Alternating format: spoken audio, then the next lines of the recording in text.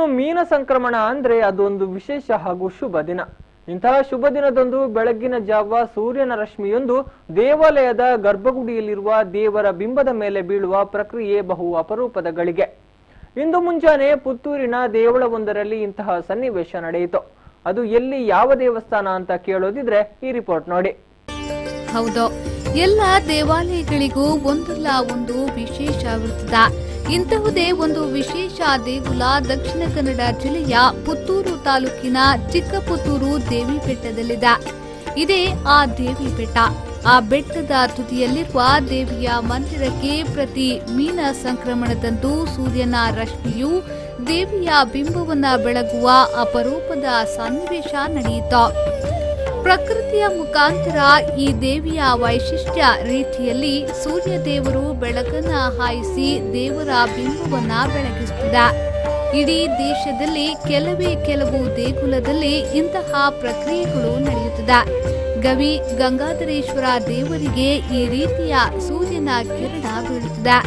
ಇಂತಹುದೇ ಸನ್ನಿವೇಶ ಇದೀಗ ಪುತ್ತೂರಿನಲ್ಲಿ ನಡೆಯುತ್ತಿದೆ ಎನ್ನುತ್ತಾರೆ ಭಕ್ತಾದಿಗಳು. ಒಂದು ಬಾರಿ ಈ ಮೀನ ಸಂಕ್ರಮಣ ದಿನ ಸೂರ್ಯನ ಕಿರಣ ಇದು ದೇವರಿಗೆ ಬೀಳ್ತದೆ.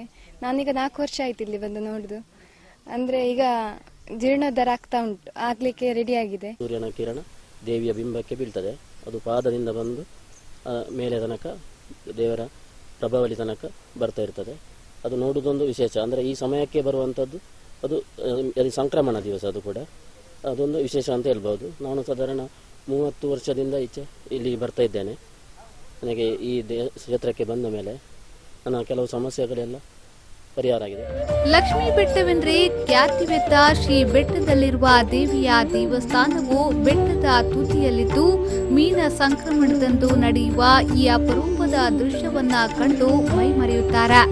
ಸುಮಾರು 5 ವರ್ಷಗಳಿಂದ ನಾನು ಈ ದೇವಾಲಯಕ್ಕೆ ಬರುತ್ತಿದ್ದೇನೆ.